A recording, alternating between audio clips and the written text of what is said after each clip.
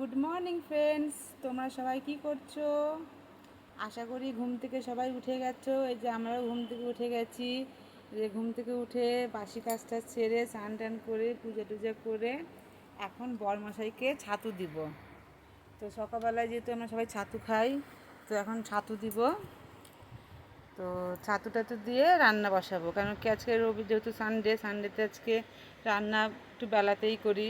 আমি প্রত্যেক দিন সকালে একবার রান্না করি, আবার দুপুরেও রান্না করি। তো আজকে আর দুবার করে রান্না করব না, একবার দুপুরবেলাতেই করব। তো দেখি। হ্যাঁ, এই যে এখন ছেলে মেয়েকেও ডাকবো, যদি এখন ওরাও ছাতু খেয়ে নেয় তো খুবই ভালো, না হলে ওদেরকে আবার পরে গুলিয়ে দিতে হবে।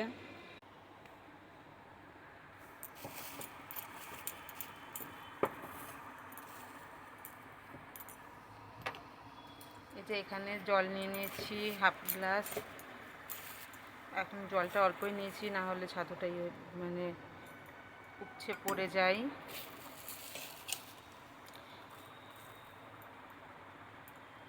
যে গ্লাসে ছাতু নিয়ে নিয়েছি।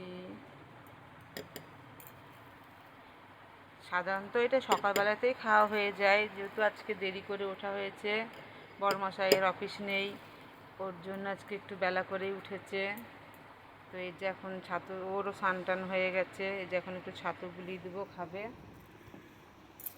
তারপরে খেয়ে দিয়ে বাজার যাবে।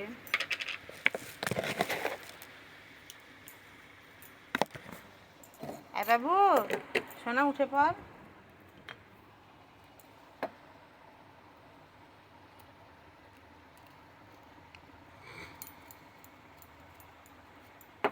চিনি দিয়েছি, লবণ দিয়েছি, এবার একটু জল দিচ্ছি, যে জল দিয়ে বেশ ভালো করে করবো, ছাতুটাকে মিক্সড করব।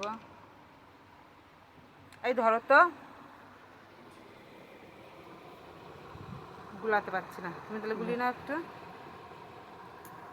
এই যে এখন বড়মশাইকে দিয়ে দিয়েছি, ছাতু খাচ্ছে। ও একটু পুজো দিতে গেছিলো, পুজো দিয়ে এলো। হ্যাঁ বাবা, আবার লাঠি কেন?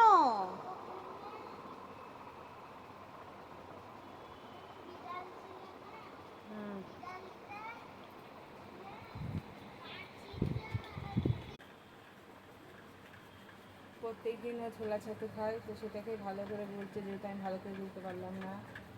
তো এই যে এখন সব কাজকর্ম হয়ে গেছে, বাসি কাজ।